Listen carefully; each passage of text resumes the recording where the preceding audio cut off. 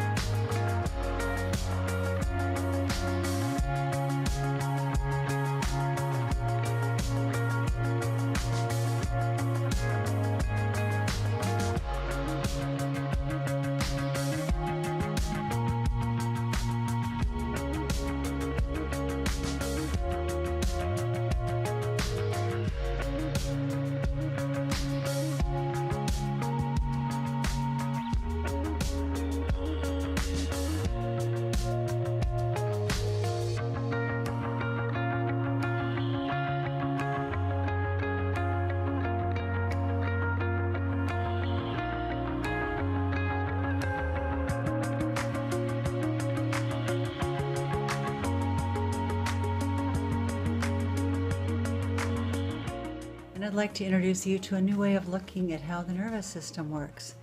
It's for the layperson. It's called impulsing, which is short for impulse trails, because it proposes the presence of impulse trails, lightning-like trails of impulses that circulate in the nervous system, doing different work as different areas are energized, including the areas that neuroscientists associate with consciousness.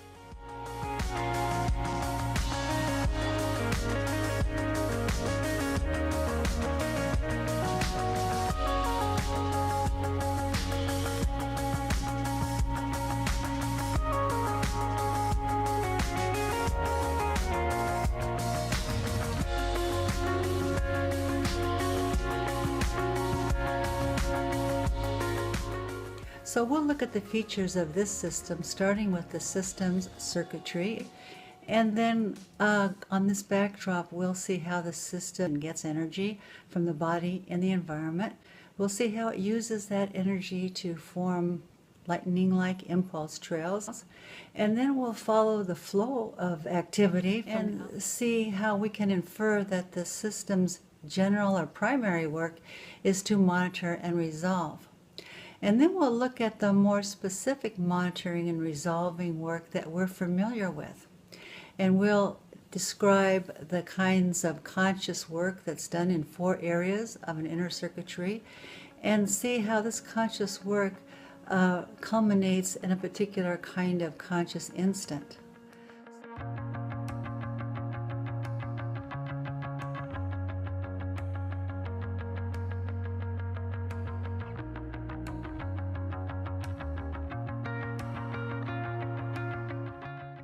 like a frame on a reel of film.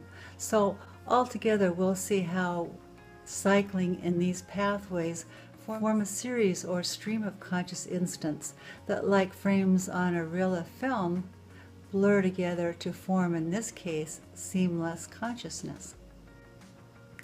It's a lot like looking at electricity and describing the work it does as components of an electric radio, for example, are energized to form a stream of sound.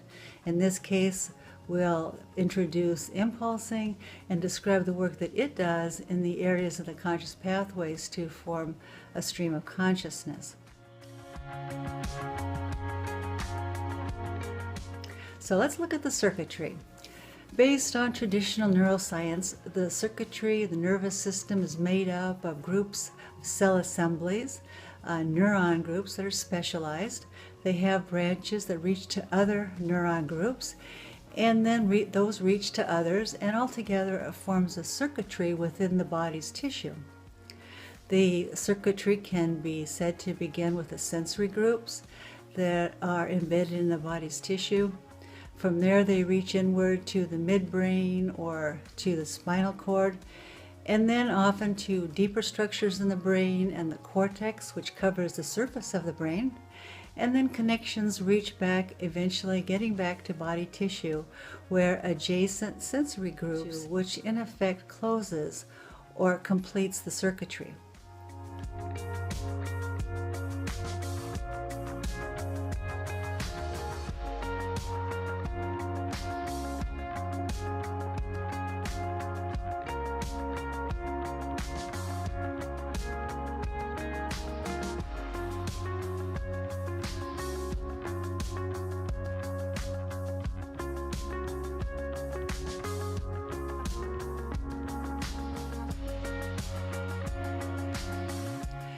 So now let's look at the activity on this backdrop, beginning with a generic impulse trail.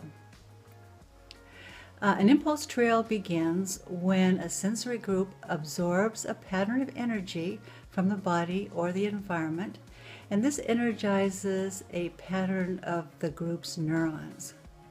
This changes the character of this group. In addition, the energy in this pattern is immediately transformed to another form of energy, impulses. And the newly updated character of the sensory group is expressed as a pattern of impulses to the next neuron group. And that in turn expresses its newly updated character to the next group, and the next, and so on, forming a lightning-like series of energized neuron groups, an impulse trail.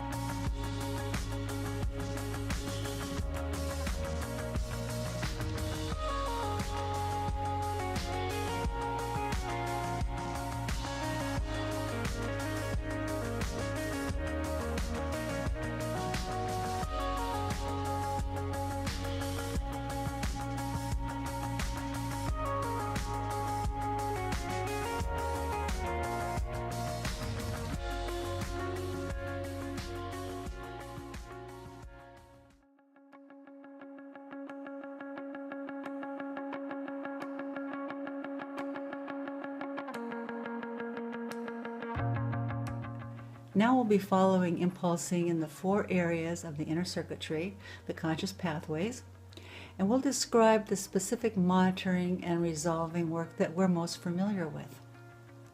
This is the system's monitoring and resolving work that we're conscious of when it's happening in us. So when we experience a sensation, we're monitoring, and when we're deriving a thought, we're resolving.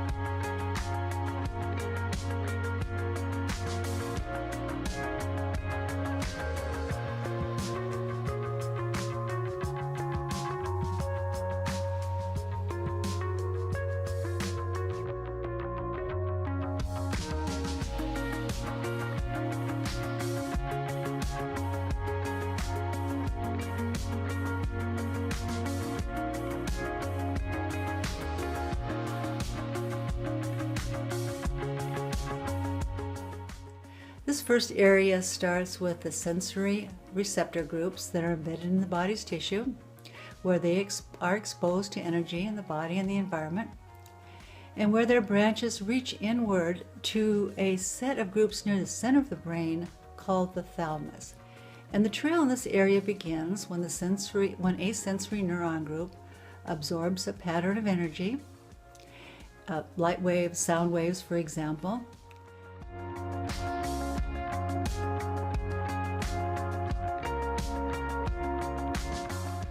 And this changes the group's character.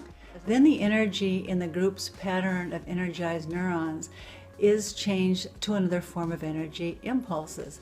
And the sensory group expresses its new character to the next group in the circuitry, and the next, and the next. Now when the trail reaches the thalamus, it splits to energize a set of the thalamus groups, with the groups representing the qualities that make up the instant. So simply put, when we experience a visual image of clouds in the sky, the trail to the thalamus splits to energize groups that represent the sense-specific qualities such as the color blue and the edges of the cloud. And then there's other impulses going to other groups that represent intersensory qualities like the qualities of softness and lightness. This trail of energized neuron groups that reaches the thalamus occurs so quickly that in effect we experience them as a unit. We experience them together as a single unit of sensation. The character of that conscious instant depends on the source of the trail. It could be from the sensory neuron groups, or as we'll see later, it can be from the cortex.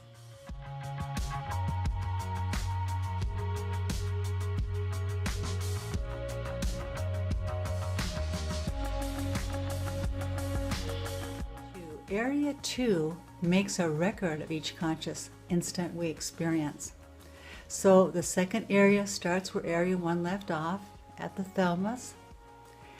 And its branches fan out like the rods of an umbrella to the top of the brain, the cortex, which is like a lumpy umbrella top, a patchwork quilt type pattern covering the surface of the brain. And the cortex then is made up of layers of neurons.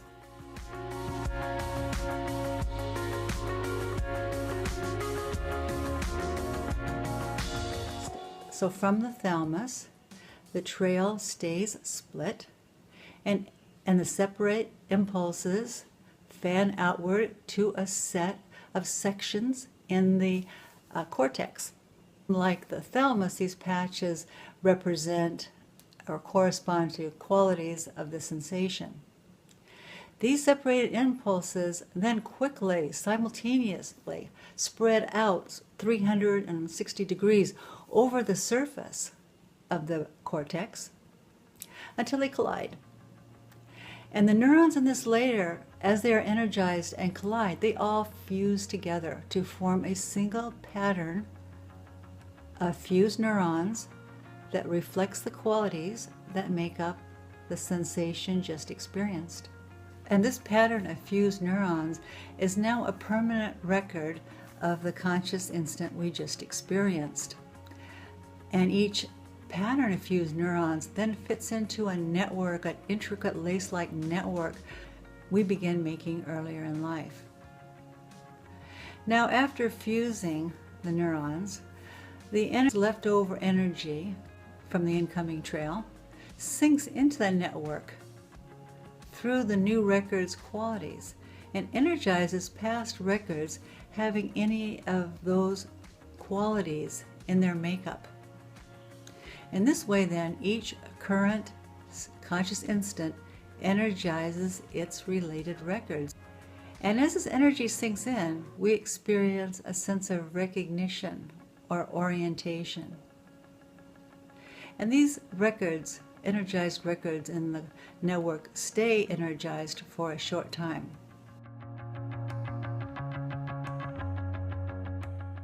So in Area 3 starts in the cortex and reaches back to the thalamus.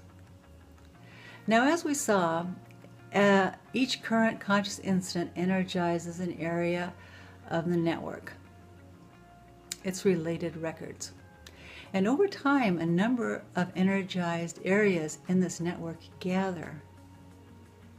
And when they overlap on a pattern that they have in common, that pattern defines a resolution. And the accumulated energy on that pattern then generates a new trail back to the thalamus, which we experience as a thought. This can be a memory, if it's an original experience that overlapped, or it can be a new thought, such as a solution or reasoning, or it can be a future solution, which we can call a projected resolution.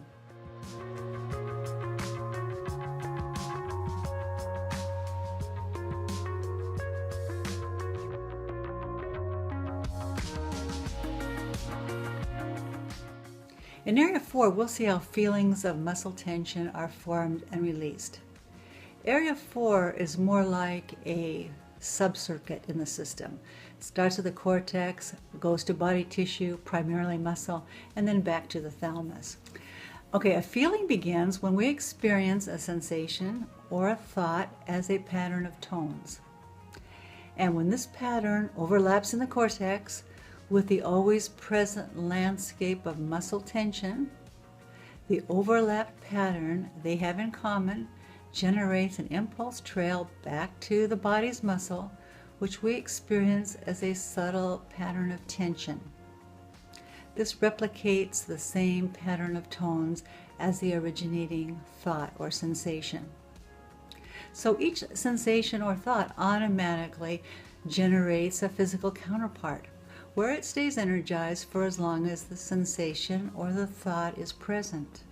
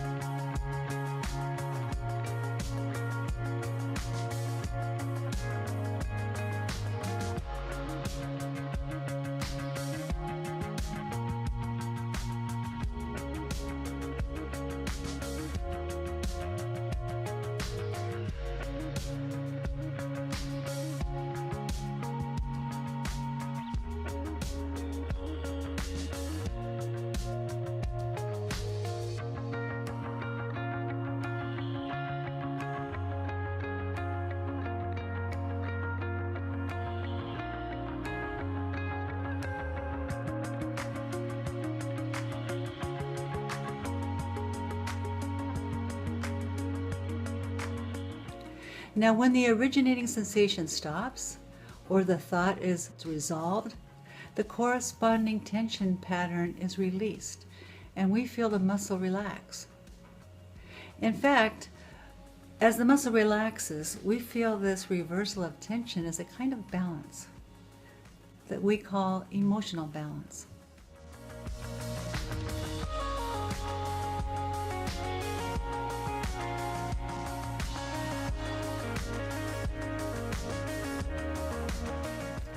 Now, on the other hand, when a sensation or thought doesn't stop or isn't resolved, the tension increases.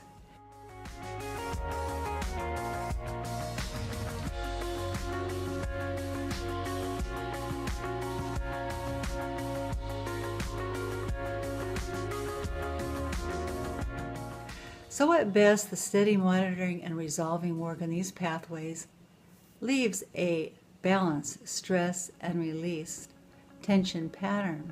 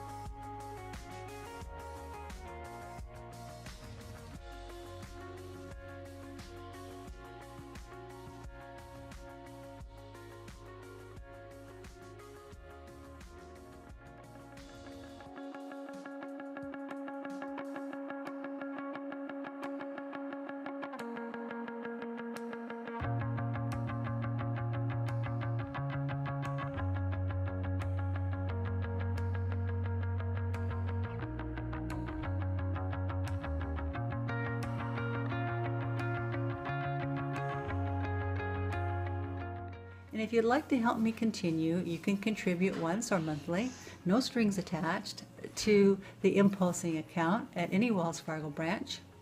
The number is 5422989227.